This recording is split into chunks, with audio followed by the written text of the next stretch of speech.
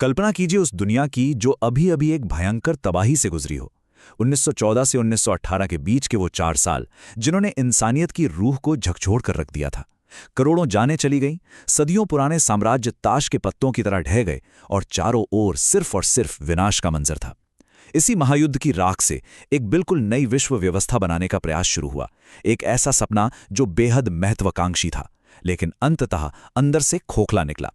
आज के इस विश्लेषण में हम इतिहास के इसी पन्ने को पलटेंगे और गहराई से समझेंगे कि कैसे विश्व शांति का वो ताना बाना बुना गया और कैसे वो एक टूटे हुए ख्वाब में बदल गया। तबाही के उस खौफनाक मंजर के बाद वक्त जैसे दौड़ने लगा। दुनिया के नेता हताश थे। वो किसी भी कीमत पर एक और महायुद्ध नहीं चाहते थे। इसी हताशा और जल्दबाजी के बीच जनवरी 1919 में पेरिस शांति सम्मेलन शुरू होता है। और जरा इस रफ्तार को देखिए, केवल कुछ ही महीनों बाद अप्रैल 1919 में लीग ऑफ नेशंस यानी राष्ट्र संघ के संविधान पर मोहर लग जाती है। आखिरकार 10 जनवरी 1920 को लीग आधिकारिक रूप से वजूद में आ गई। दुनिया को एक और विनाश से बचाने की उस होड़ में ये एक अभूतपूर्व और बेहद तेज प्रक्रिया थी। आज के इस विश्लेषण में हम इस पूरी कहानी को 5 हिस्सों में डिकोड करेंगे। पहला, 1919 की नई विश्व व्यवस्था। दूसरा, इस राष्ट्र संघ का असल ढांचा। तीसरा, अंतर्राष्ट्रीय न्यायालय और श्रम संगठन। चौथा, विवादित मैंडेट प्रणाली। और अंत में इस पूरे महाप्रयोग की सफलताएं और उसकी विफलताएं।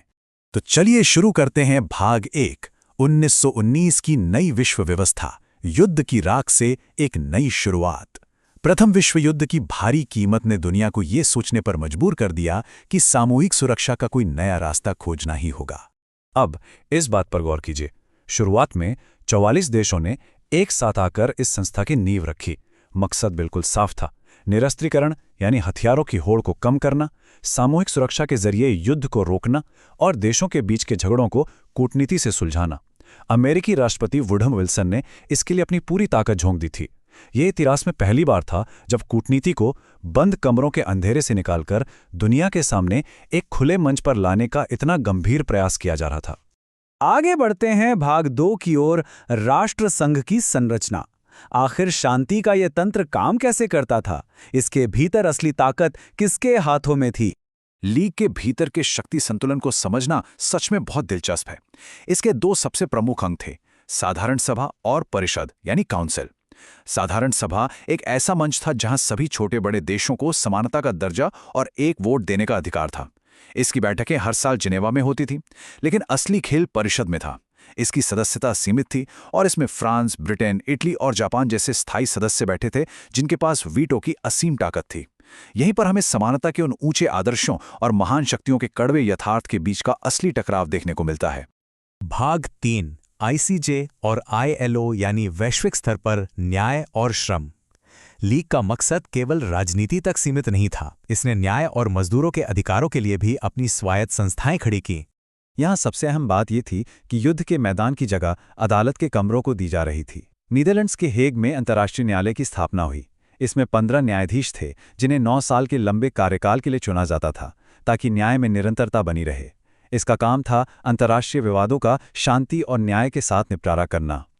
अंतर्राष्ट्रीय संबंधों में भी कानून का राज होना चाहिए। ये क्रांतिकारी विचार यहीं से मजबूत हुआ।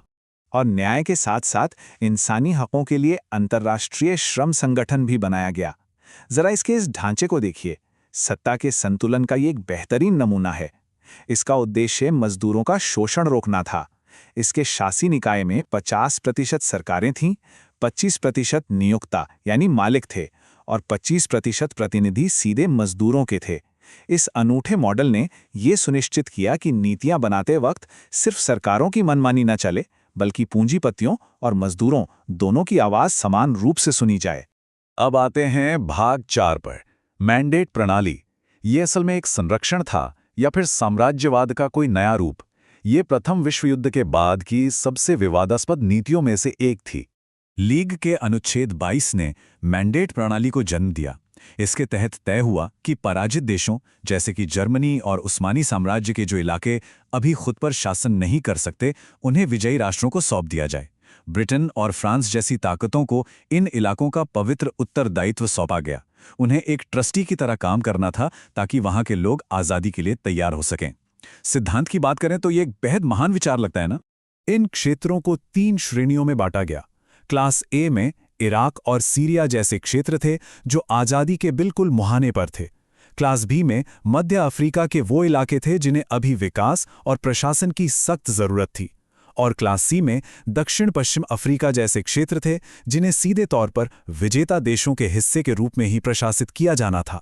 लेकिन वास्तविकता वो इस किताबी आदर्श से कहीं ज्यादा खौफनाक थी। कई मामलों में ये सिर्फ साम्राज्यवाद का एक नया मुखौटा था, जहां इन बड़ी शक्तियों ने अपने ही स्वार्थ के लिए इन इलाकों का बेरहमी से शोषण किया। और अंततः भाग 5 सफलताएं और विफलताएं, इस महाप्रयोग का पतन। शुरुआत में कुछ कामयाबियां जरूर मिलीं, लेकिन ये विशाल ढांचा आखिरकार क्यों ढह गया? आइए इसका निष्पक्ष विश्लेषण करते हैं। इतिहासकार लैंगसम के ये शब्द इस बात को बखूबी बयां करते हैं।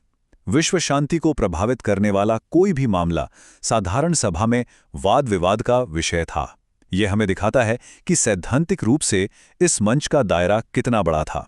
शुरुआत में आइलैंड द्वीप समूह का विवाद हो या यूनान और बुल्गारिया के बीच की भड़कती चिंगारी, लीग ने कई छोटे युद्धों को सफलतापूर्वक टाल दिया था।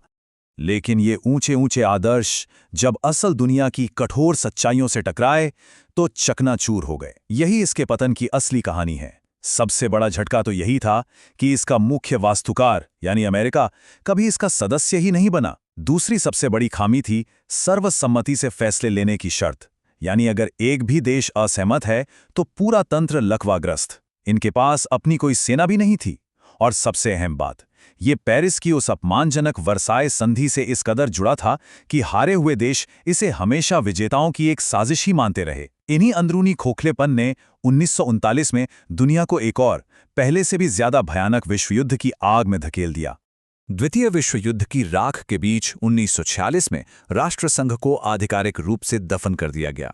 लेकिन जाते जाते ये हमारे सामने एक बहुत गहरा और विचारणीय सवाल छोड़ गया। क्या 1919 का ये प्रयोग पूरी तरीके से विफल रहा था, या फिर क्या इसके ढांचागत प्रयोगों और इसके अंतर्राष्ट्रीय न्यायालय ने उस आधुनिक वैश्विक व्यवस्था की एक मजबूत नींव रखी जिसे आज हम संयुक्त राष्ट्र के नाम से जानते हैं? शायद इतिहास की सबसे बड़ी विफलताएं ही भविष्य के सबसे मजबूत आधार स्तंभ बनती हैं। इस ऐतिहासिक विश्लेषण में आज के लिए इतना ही। विश्व इतिहास के इस अहम अध्याय के सफर में हमारे साथ जुड़ने के लिए आपका धन्यवाद।